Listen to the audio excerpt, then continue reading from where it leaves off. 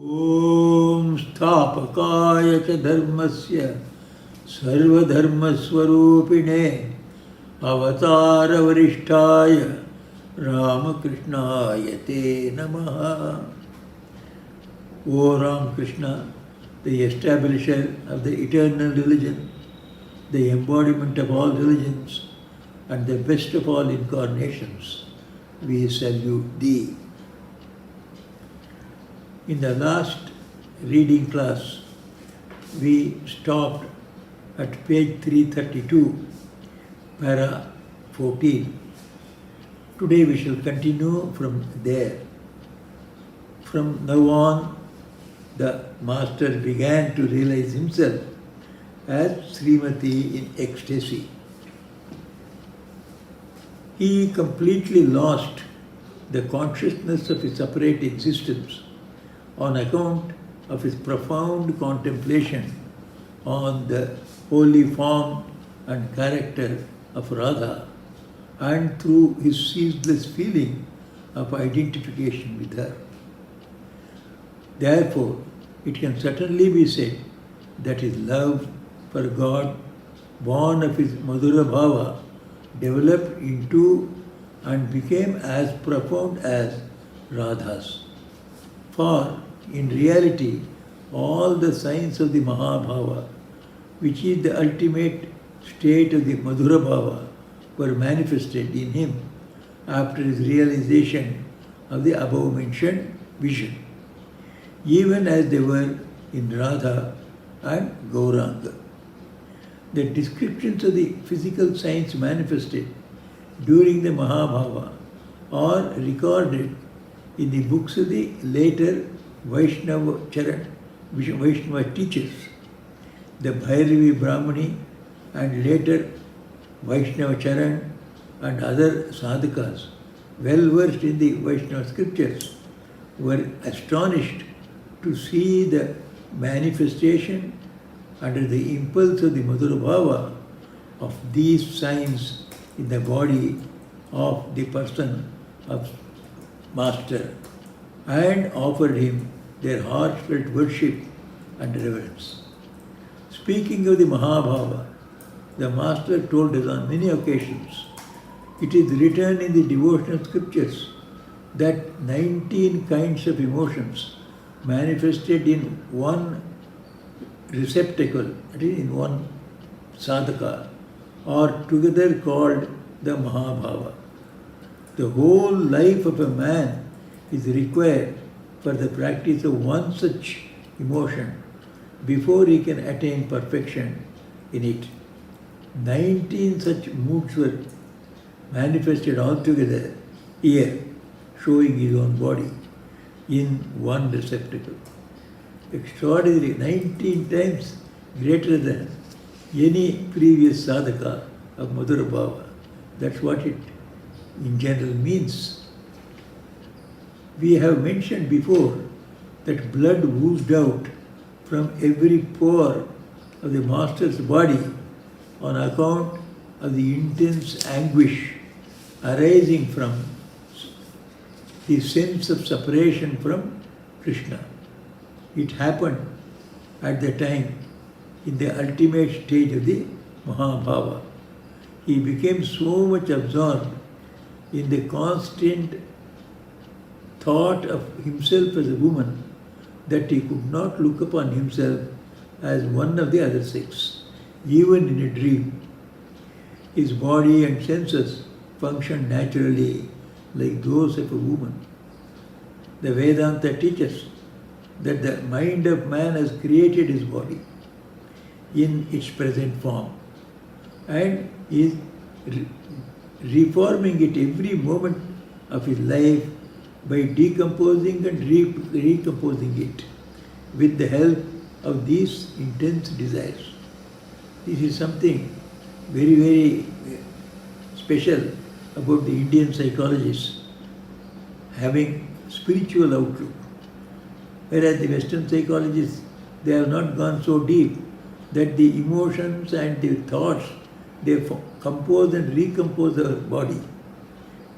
Though we are told of such a mastery of the mind over the body, we do not really comprehend or form an idea of it.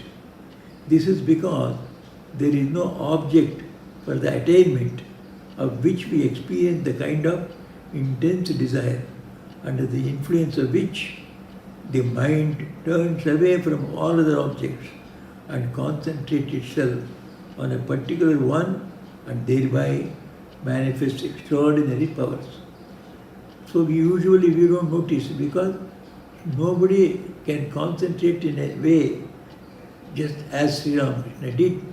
Tremendous concentration that he could do because it's all spiritual subject. It was concentration of God as Radha, as Krishna. Therefore he could bring such tremendous intense concentration. Whereas we do not have such a spiritual ideal before us to concentrate, nor are we capable of doing it. We have never practiced concentration to that extent.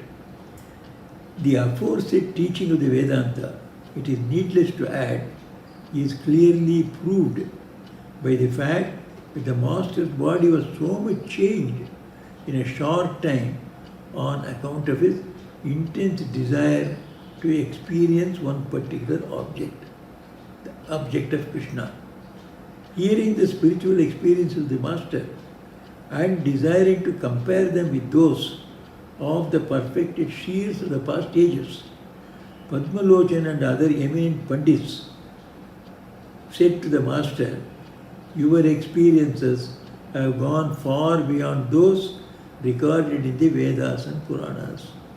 This is the all get to scholars in Vedas and Puranas. They tell him that your experiences have gone beyond what has been recorded. Because in the past, whatever record was there, so that one you have excelled all of them. So you have gone beyond having new experiences, deeper experiences. That's what they meant. One is amazed to study the physical changes of the master under the influence of his strong emotions and has to remark that his bodily changes have gone beyond the facts so far discovered by physiology and indicate the beginning of a wonderful revolution in it. This author is a prophecy saying that the physiology has to go further to study this phenomenon, whether these thoughts are combining and recombining the molecules and atoms in our body every minute, every second. That's what the changes in the master indicates. So physiology now has got a new weapon, vista weapon for research and experiment. As the master's practicing love of God as husband was now purified and intensified, he experienced in the above mentioned way the grace of Radharani, the Supreme Lady of Vraja, and was finally blessed shortly after with the holy vision of Krishna, the embodiment of pure existence, knowledge, bliss.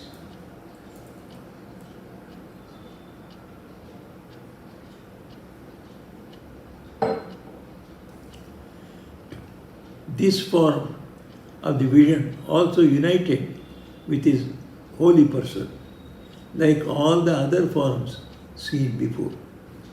Totapuri, the Paramahamsa, came 2 or 3 months after the master had had that vision and engaged him in discipline of the non-dual spiritual mood well known in the Vedanta. Perfect in the practices of the Madhura Bhava, the master was, it is clear, enjoying the divine bliss in that mood for a short period. We have heard from the master himself that at that time he lost himself completely in the thought of Krishna and sometimes regarded himself as Krishna and regarded all beings from Brahma down to the blade of grass, Brahmastamba Paryantam, as they say in Sanskrit. as forms of Krishna. When we were frequenting Dakshineshwar and were in his company, one day he plucked a flower of grass, came to us with his face beaming with delight, and said, "The completion of Sri Krishna, I used to see them at the time of practicing Madhurabhava, was like this.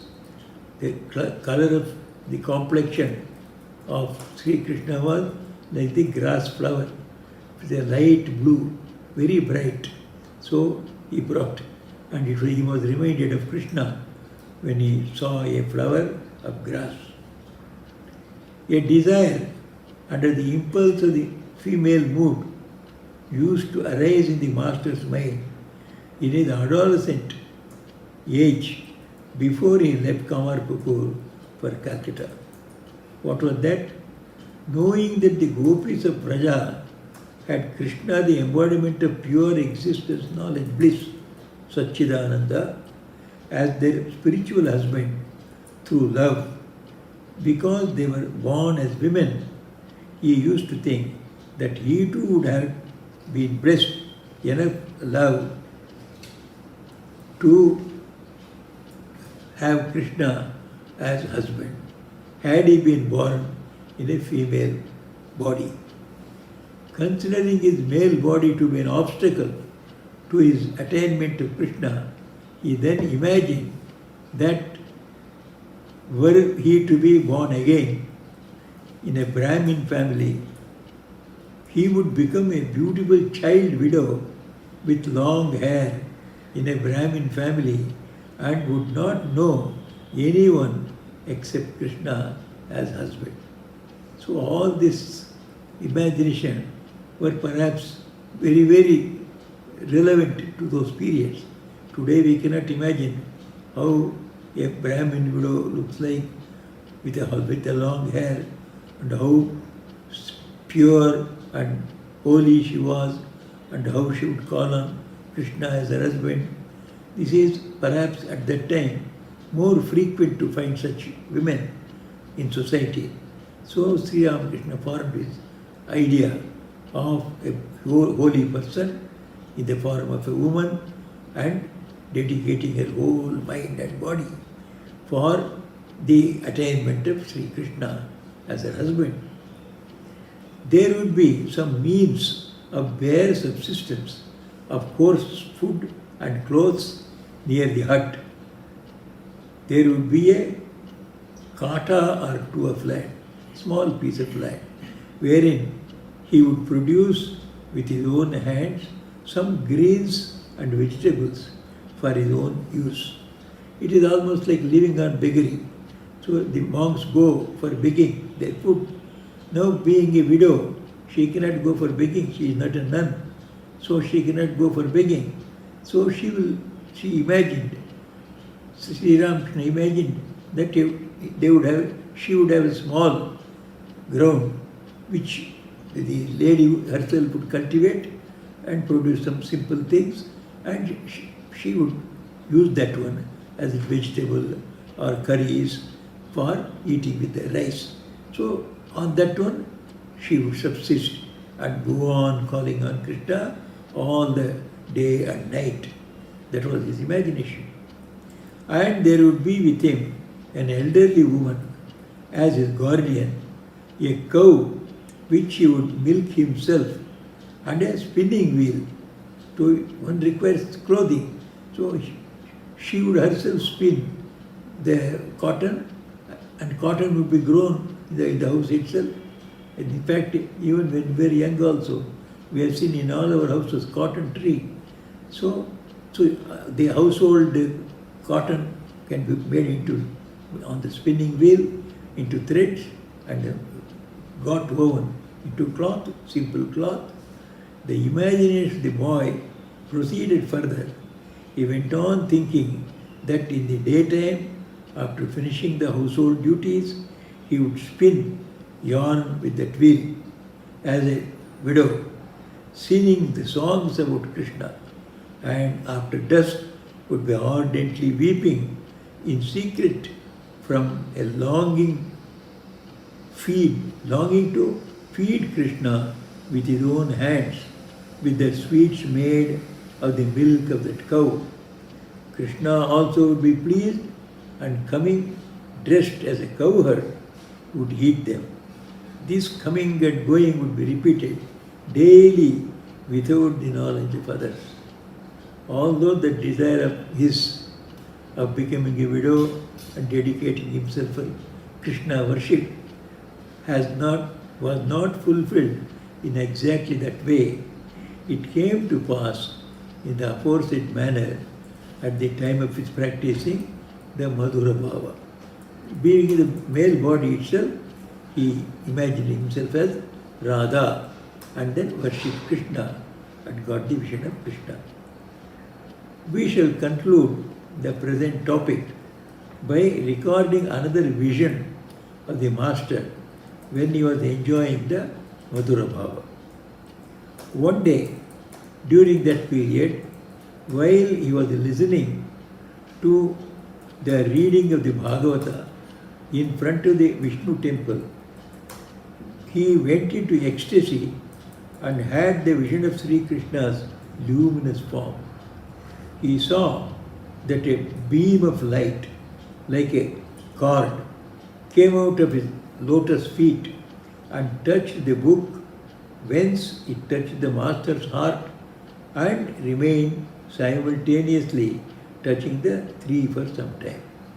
The book and the heart of Sri Ramakrishna and of course Sri Krishna.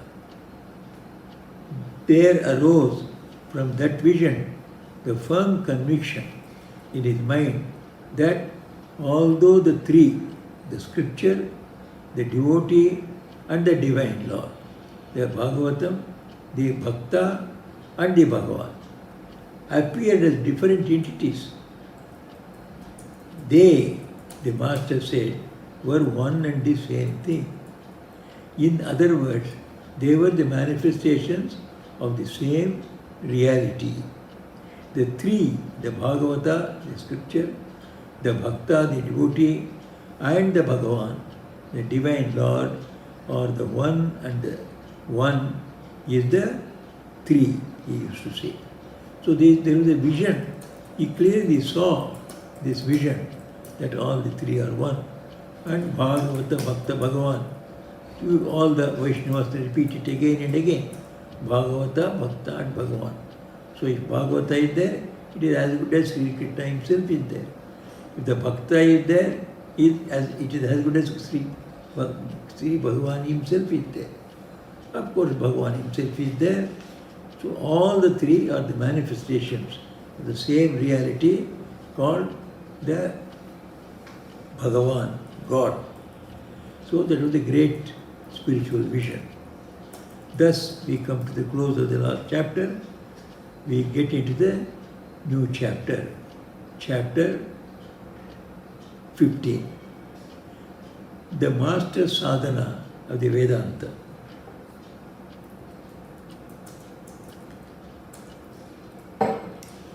Perfected in the discipline of the Madhura Bhava, the master now reached the zenith of the sadhana of all the devotional moods. But before recording the history of his extraordinary spiritual striving, henceforth it is good to study one's his mental state at that time. If an aspirant wants to be successful in the discipline of any one of the devotional moods, he will have, we have seen, have to do it by shunning sights, tastes and other worldly objects of enjoyment. The saying of the perfected devotee Tulsidas, namely, there is no selfish action where Rama is. Where Rama is, there is no there cannot be any selfishness, is really very true. The history of the extraordinary striving of the Master bears out this fact. He had stood on the solid basis of renunciation of lust and gold before he began practicing the devotional moods. He could master in a short period whatever mood he practiced at any time, only because he never deviated in the least from that basis.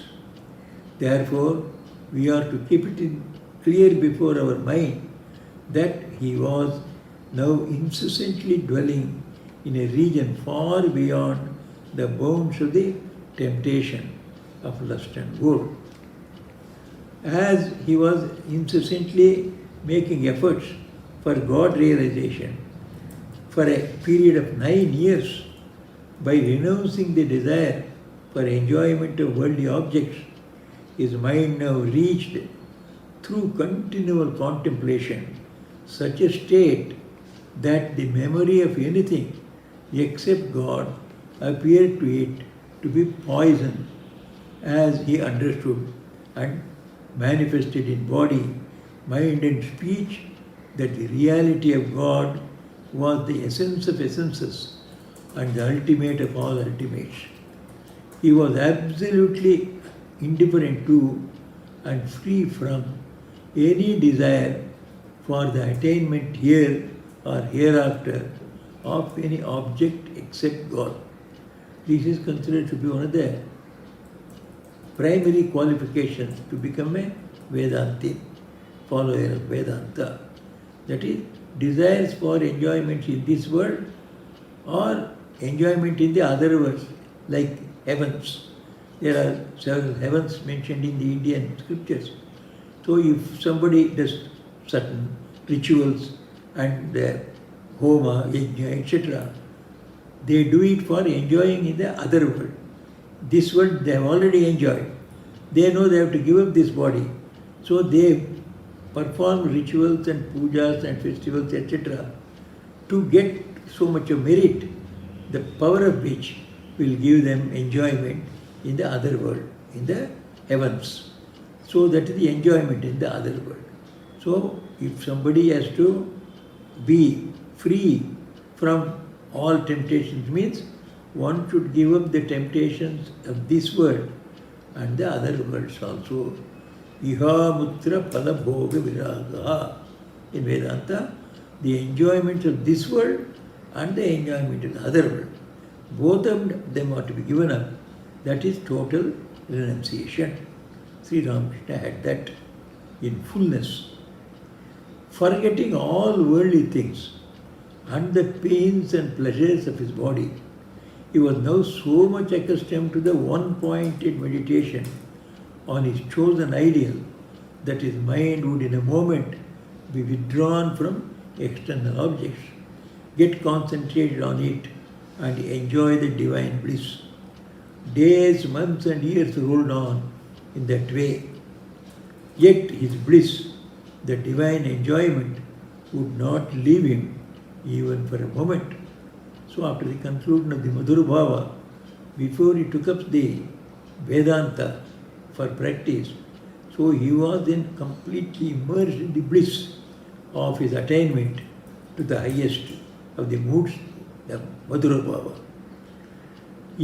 Nor could he ever lead himself to believe that there was anything but God in the world to be desired for.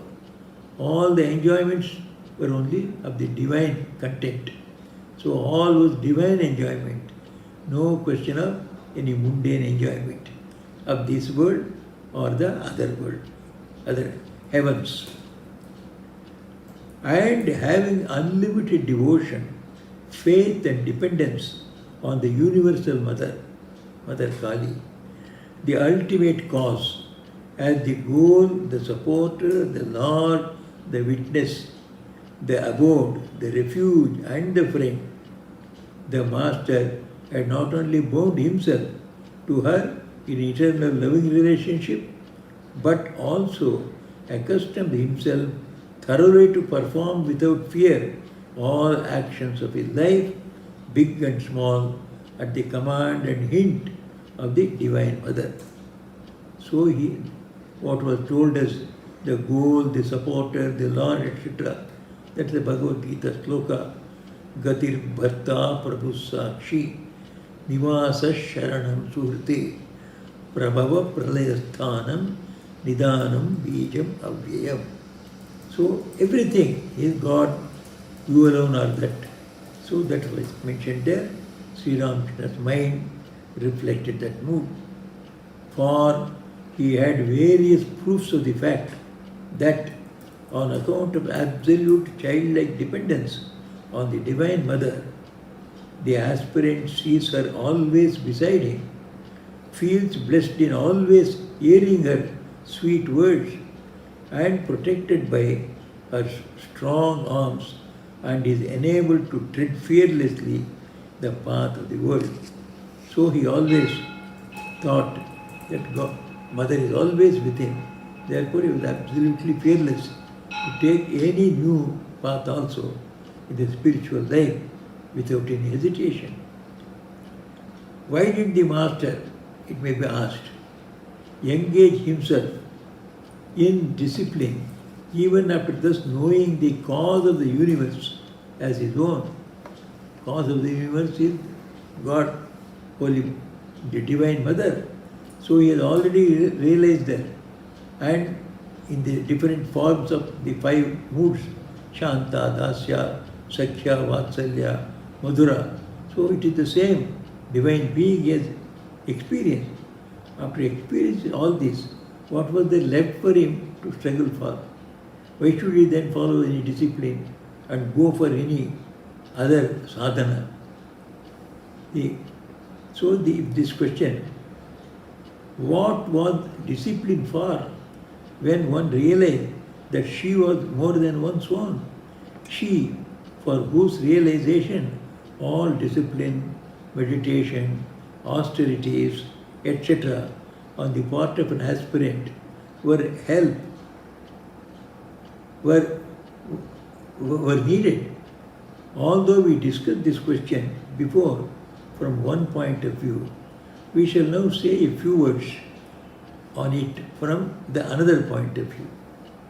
Sitting at the holy feet of the Master and listening to the history of his striving, one day we had that doubt in our mind and we did not hesitate to express it to him. We shall now describe here what he told us in reply.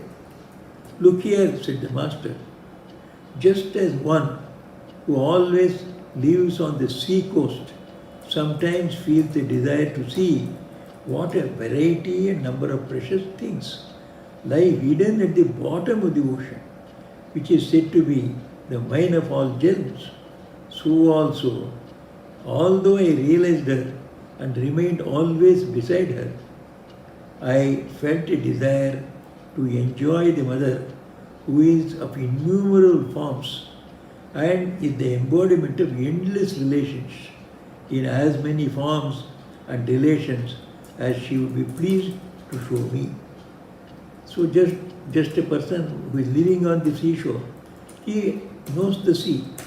For all purposes, from our point of view, he knows everything about the sea.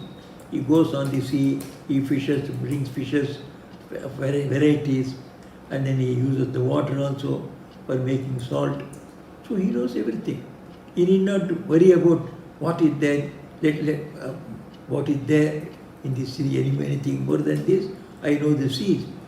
But there may be some people, though they are seeing the sea day and night, they may be thinking something that is lying deep inside the sea. We don't know. Why not we dive into it like pearl diving? Why not we dive into the sea and try to take out some pearls or other things that are hidden there in the depth of the waters? So like that, Master also felt a desire to know the Advaita mood. Therefore, whenever I desired to see or enjoy her in any particular form or relation, I persisted in praying importunately to her to reveal herself to me in that form or relation. So though Mother, he could see in one form, he would go on asking her, you reveal yourself to me in another form, in another form. You reveal yourself like Krishna, like Ramchandra, like Hanuman, like other avatar Purushas. So she would go on importunately asking her.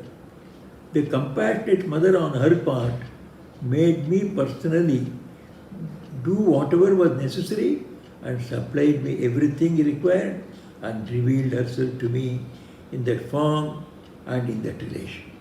So until then, all the spiritual practice he did was under the direction of Divine Mother herself.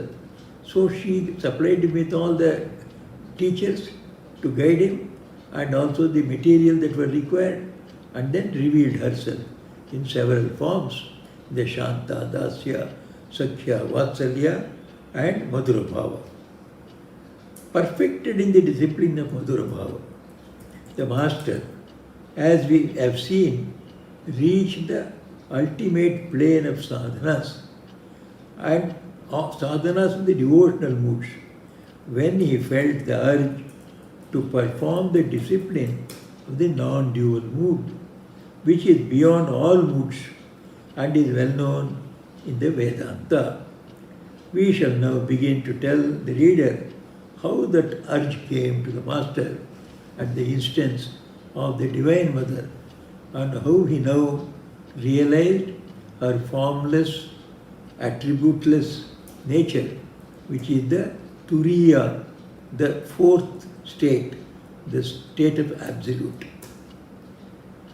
The master's aged mother was living at the Dakshineshwar Kali temple when he began practicing the non-dual mood. Here, the author is giving us the master's mother decided to live on the Ganga and came to Dakshineshwar. At the passing away of her eldest son Ramkumar, the bereaved old lady consoled herself with difficulty, looking endearingly on her other two sons, that is Rameshwar and Sri Ramakrishna. But soon after, when it was rumored that her dearest and youngest son Gadadhar had turned mad, her sorrow and grief knew no bounds. She had her son brought home, and when his condition improved a little, through various kinds of treatment and performance of propitiatory rites, hope came to her again, and the old lady had him married.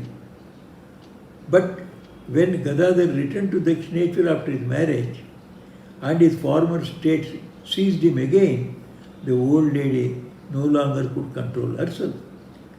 Praying for the recovery of her son, she went first to the Shiva temple in her own village and afterwards to the old temple of Shiva at Mukundapur, another village near Kamarpur, and undertook a fast unto death, Prayopavesha.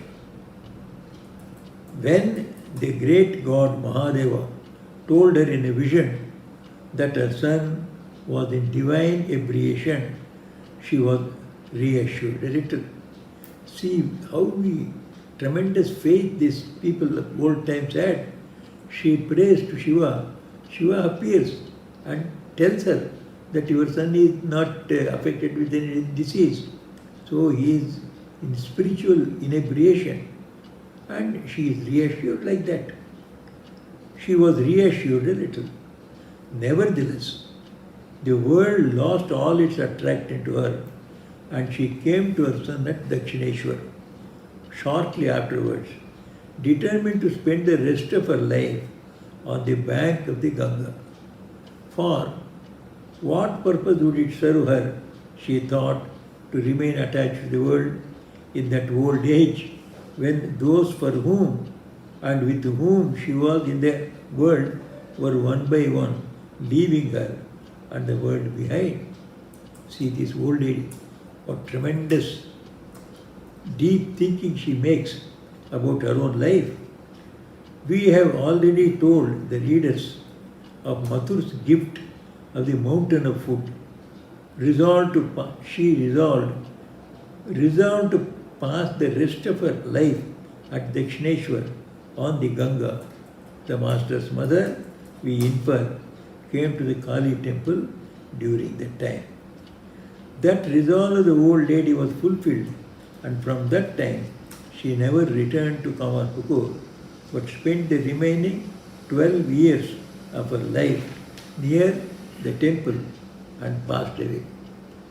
Therefore, there is no doubt that it was during his mother's stay at Dakshineshwar the master was initiated into mantra of Rama by Jatadhari earlier, received the image of Ramlala from him, and practiced the moods of Vatsalya, Madhura, and the Vedanta, etc.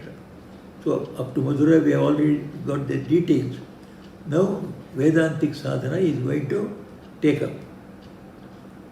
The master's mother was untouched by avarice. So the author wants to give us some more picture of the nature of Sri Ramakrishna's mother. We would like to tell the reader an event showing the complete lack of avarice on the part of the master's mother. That event took place shortly after she came to Dakshineshwar. Mathur, we have said above, was in full charge of the management of the Kali temple at that time when he performed various acts of merit and was freely distributing a huge quantity of food. As there was no limit distributing a huge quantity of food, no limit to his love, regard and reverence for the master, he was always endeavoring to make some arrangement for the efficient continuance of the services to the master even after his passing away. He was thinking that suppose he passes away, even then Sri Ramakrishna must be getting the services. Therefore, he wanted to make some permanent endowment like that, which would continue to help him even in his physical absence. But he never ventured to speak it out on account of the glowing renunciation he saw in the master. He was perfectly sure that master would not approve, because any money in his name would mean it is his money. He would immediately react violently. He would not possess even a paisa in his name. So he did not, Mathur Babu could not directly approach him in this matter. One day he was landed in a great difficulty when, to know the master's mind, he was consulting Hriday within his hearing about transferring an estate to him. So he was discussing this matter of transferring an estate in the name of Sri Ramakrishna with his nephew Hriday. This was overheard by the master. The master, reaching his ears, as soon as a little of the talk reached Ramakrishna's ears, he ran like one mad to beat Madhur, saying, "Ah, you wretch, you want to make a worldly man of me." But this idea never left Madhur. It was always burning in his mind. So once he had reacted so violently, so now he would not do it directly. He wanted to accomplish his desire to keep some money in his name, in Sri Ramakrishna's name, through some other means, indirect means. What was that indirect means? We will see. So, however, he found no opportunity to fulfill this desire of his, thinking that such an opportunity was now afforded to him on the arrival of master's mother, because master loved mother, and if he can accomplish it through his mother, that would be very good. So he now wanted to use his mother to accomplish his goal of making an endowment for the master. Mathur began endearing himself to her by calling her Granny, Didima, Granny. He then started visiting her every day, spent some time in talking with her. You see, the landlord of the place, so he visited every day and talking with her on various matters, and soon became her great favorite. Later, One day, finding an opportune moment, he made an importunate request to her. Thus, Granny, you have never taken my service from me. If you really consider me to be your own, please ask for anything you want. The simple-hearted old lady, that Chandramani, was in a great fix. Even after a good deal of thinking, she could not make out what she needed. In this predicament, she had to say, my child, God bless you. Through your affectionate care, I lack nothing at present. When I require anything, I will ask for it. So saying, the old lady opened her portmanteau and said to Mathur, look here, I have so many clothes, and through your loving care, I have no trouble about food and drink. You have been arranged and are arranging everything. What then shall I ask for you? But Mathur was not a person to drop the matter so easily. He repeatedly requested her, saying, please ask for something, please ask for something. After a good deal of thinking, the master's mother hit upon something she had need of. She said, if you must give me something, please buy 1 anna worth of tobacco leaf, for I want tobacco ashes for my teeth. So she was using the tobacco ashes for brushing her teeth. The worldly Mathur's eyes became wet. You see, so much of offering and pleading with her to accept something, and this old lady would not accept anything. So he was moved by the high culture this lady had. So his eyes became wet. He saluted her and said, can any mother other than you give birth to such a self-denying son? Saying so, he had the tobacco leaves purchased for her.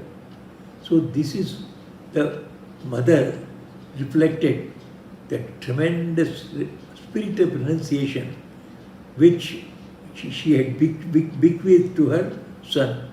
As it were, from his birth, Sri Ramakrishna got the spirit of renunciation in his blood.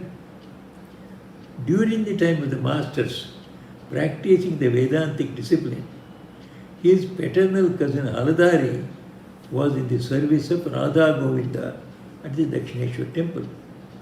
He was senior to the master in age and had some grasp of scriptures like the Bhagavata. He felt proud on that account. We have told the reader how he ridiculed the master and said that his spiritual visions and states were due to the derangement of his brain. How pained at it, the master would run up to the Divine Mother for consultation, and how he was again and again consoled by her, and how on one such occasion Haladari used those words of ridicule which sent the master into ecstasy, during which he had the vision of a beautiful figure who instructed him to remain in Bhavamukha. These events, we infer, came to pass sharply before he began practicing the Vedantic discipline. Seeing the master wear clothes, ornaments, etc., meant for ladies, and live in the mood of a woman at the time of practicing the Madhura Bhava, Haladari concluded that he was devoid of self-knowledge. When Totapuri, the itinerant Paramahamsa, came to Dakshineshwar and lived there, Haladari, we have heard from the master himself, was living at the Kali temple and used to have discussion on the scriptures with him from time to time. One day when Tota and Haladari were thus discussing the Adhyatma Ramayana, the master had the vision of Rama along with Sita and Lakshmana. Tota came to Dakshineshwar probably by the end of 1865. A few months after it, Haladari retired from service as the worshipper of the mother owing to ill health and other reasons, and Akshay Ramkumar's son and the master's nephew was appointed in his place. So we get the historical facts about Sri Ramakrishna when he actually took up this practice of Vedantic sadhana under Totapuri. So we shall stop here for today. We will take it up in the next reading class. Niranjanam nityamanantarupam bhaktanukampadhrita vigraham vai Ishavataram parameshamidhyam tam Ramakrishnam shirasa namamaha. O Ramakrishna, the taintless one, the eternal one, the one with infinite forms, the one who has assumed the form of man out of compassion to the devotees, the one who has incarnated as from the Supreme Soul, and the one who is the adorable Lord of all. We salute thou with our bowing heads.